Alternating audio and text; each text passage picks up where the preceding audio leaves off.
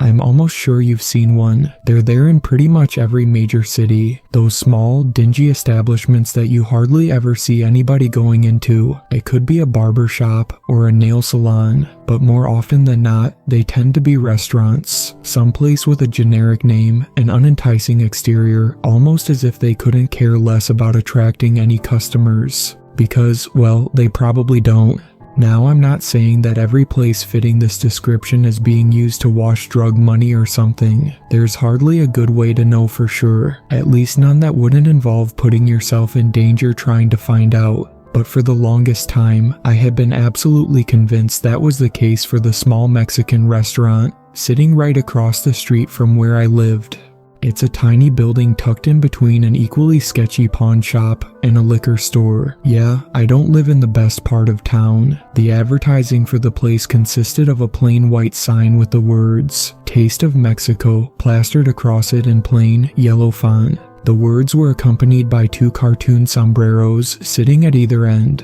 During the 11 months that I've lived in this apartment complex, I can count on two hands the number of different people that I've seen going in there. Watching the place had become something of a pseudo-hobby for me. I don't know how to explain it, but it almost felt dangerous, as if it were something that I wasn't meant to stick my nose into. I'll go ahead and describe some of the more interesting observations that I've made over the months. First of all, I was exaggerating a bit when I said that I could count the amount of different people that have gone into the place with two hands alone. Realistically, it's been more than that. Still not a lot.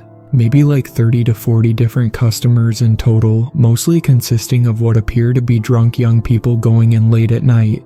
But with that said, there's only ever been a few people I've seen going in there more than once. One of them is this dude that's always wearing sunglasses and a suit. He's tall, lanky, tattoos covering his hands. I've seen him maybe about a dozen times, always between 10 and 11 p.m. on a Thursday. And here's the weird thing about him. He's never in there for more than a few minutes, and he always comes out empty-handed. So not quite sure what's going on there. It's hard to even speculate. There's another guy who I assume to be the cook, based on the fact that he always come out wearing an apron, one that's usually stained a deep red. I estimate that he's about 250 pounds, most of which is muscle. He usually comes out during night, usually to smoke a cigarette or two. And then there's the strangest one out of the bunch. A plain-looking guy who's maybe in his early 20s, who's always wearing a green windbreaker and jeans. I think I've seen him going in there close to 100 times, the most frequent customer by far. Now the freaky part about this guy is that I have never seen him leaving. It's not like I'm watching this place for hours at a time, but it still doesn't quite track. I know what you're thinking, he's probably going out the back door, and I thought that might have been the case as well. So I decided to run an experiment of sorts, one involving two video cameras. One I had lying around, the other borrowed from my sister. I left the first one recording on my windowsill, facing the street. The other was well hidden inside a bush in the parking behind the restaurant, facing the back door. I set both of them to start recording on a Friday morning, the one day out of the week that the rain jacket guy almost always shows up. I went about my day, and then I picked them up 24 hours later. To my relief, the camera in the bush was still there and still recording. Once back in my apartment, I began fast-forwarding through the footage from the windowsill camera, and sure enough, rain jacket guy goes into the restaurant at 2:45 p.m. Then I took the camera from the bush, and I began fast-forwarding through that one, pausing anytime somebody would come out from the door. There were a few that did, but not one of them was the guy in the jacket. I continued scrubbing through the footage, feeling a pit forming in my stomach as I got to the 9 p.m. mark. The guy in the jacket was back, entering the restaurant without ever having left it. Of course, I refrained from drawing any drastic conclusions just yet. It could have been two people who looked extremely similar, right? I exported the footage from both cameras to my laptop and then watched them back in separate windows, one playing from 2:45 p.m. and the other from 9 p.m. At first I thought the footage must have gotten corrupted somehow. Not only was it absolutely the same guy, his first and second entrances looked just about identical. The same walk, same path, same mannerisms down to the minute details, as if the same footage had been cut and pasted into separate parts of a movie. I rewatched it about 50 times, trying to analyze it, to find any difference at all, but there were none. And this wasn't the only fucked up thing that I saw. At around 2 a.m., the chef came out the back door. He tossed some trash bags into the dumpster and then sat on the steps, smoking a cigarette. Given how dark it was, it took some time for me to make out the details of his face, but eventually I was able to, and it looked like he was staring right at the camera. I mean, I can't tell for sure, but that's what it fucking looked like. So after he's done smoking the cigarette, he goes over to a car parked off frame. I can hear some indistinct noises, some rustling. He walks back carrying a duffel bag, and there's something moving around inside of it, but not like a human or even an animal. I don't know how to explain it. It was fucking weird. Right before he opens the door and goes back inside, he suddenly turns around, standing still and staying that way for nearly 3 full minutes. I couldn't see his face at all, but I could guess well enough what he was looking at. Eventually, he turned back around and closed the door shut behind him. The remainder of the footage revealed nothing of note, but what I'd already seen was more than enough to make me feel as if I should drop any further investigation. But even so, I couldn't help but continue watching the place, that morbid curiosity refusing to fade. There was one surefire way to satisfy it, by simply going inside. I could feel my sensible side starting to take over, and so I prepared myself. I texted one of my friends, told him where I was going and that if I didn't text him back by midnight I was probably in some deep shit and to send the cops over there. A bit drastic, I know, but there was something telling me that it wouldn't be a bad idea. It took a bit of convincing, but he seemed to tentatively agree, and at around noon I left my apartment and made my way down the stairs, through the lobby, out onto the strangely empty streets. Begin walking at a snail's pace towards the place, and as I crossed the street I realized this is the closest I've ever been to it. The paint looks old, chipped off in some parts. The building doesn't look too bad, also old but relatively well maintained, at least not bad enough to invite any government intervention. I took a few deep breaths before pushing open the door and walking inside.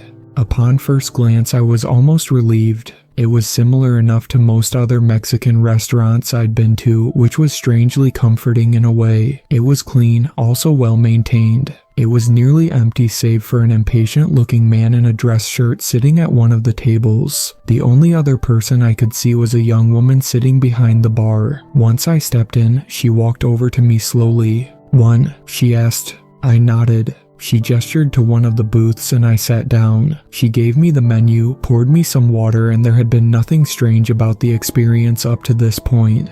She turned to walk away and I could see the man in the dress shirt trying to get her attention, but she completely ignored him. The man seemed understandably taken aback and he looked over at me as if trying to validate his frustration.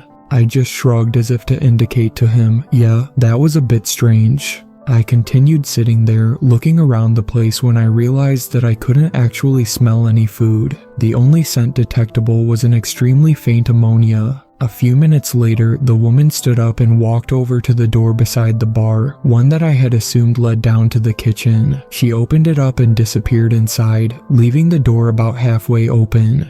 I tilted my head to get a look inside. It wasn't the kitchen, it was a set of stairs, but given the fact that it was unlit, there wasn't much to see beyond the first few steps. The man, completely pissed off at this point, threw his hands into the air. "The fuck? I've been here for 35 minutes, he shouted. "What the fuck is this?" He stood up, stomping towards the door and opening it up all the way. I could see him shaking his head before turning to look at me. "Dude, you seeing this? What the hell is this place?" I got up and walked towards him. The two of us stared down into the darkness and it was absolute, impossible to tell how far it extended. "Where the fuck did she go?" the man asked out loud. And then he yelled down into it, "Hello?" At this point, he's more amused than angry, evidenced by the huge grin on his face. He took out his phone, using it as a flashlight as he began walking down the steps. I called after him, "Hey man, you sure this a good idea?" He paused for a moment, seeming to consider it. "Maybe not," he said, "but this is gonna get some crazy fucking views."